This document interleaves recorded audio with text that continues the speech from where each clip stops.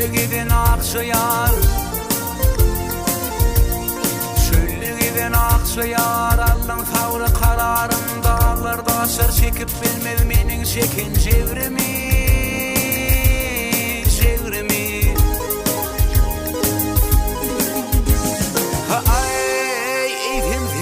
Vermeyen kaçıp görmen doğru mu? Ötün akşam düşümde göğermenin huşumda gördüm seni karşımda yefir eden akçayar. Min dağı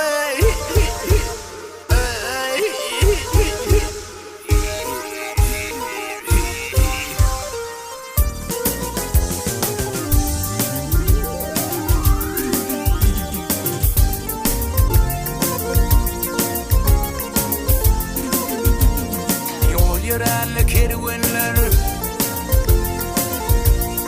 yol yörenli kervanlar, kapı yerde yatmayar, çölle giden mergenler, seni benim atmayar, atmayar. Ay, üstündeki ağır günler men başımdan ötmeyer. Canım edip bir dağı yalvarıp men Hudayı ömrümü türdüm bayı sana diyen akçayar. Men dağı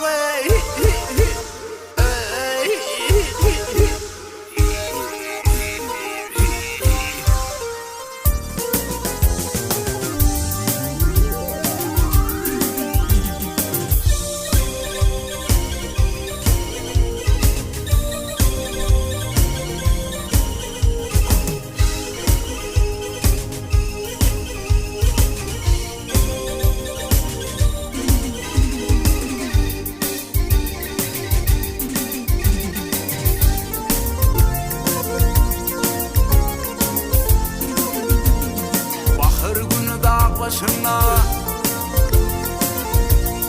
bahar günü dağ başına lemmer lemmer bulutlar bulut oynar yıllarımdan çakışı dek çağlıklar.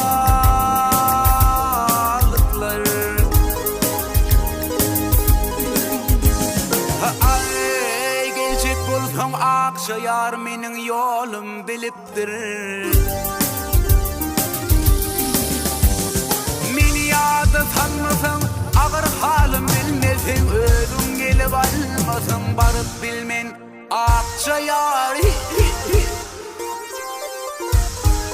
Men dağı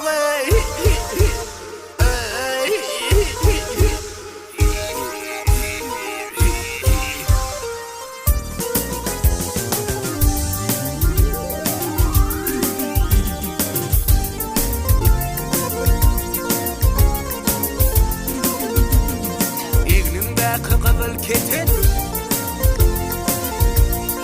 İğnindeki kıvıl keten, övşün at ya göğe şafak, hiç mecalim kalmadı iğnin tamın kepek.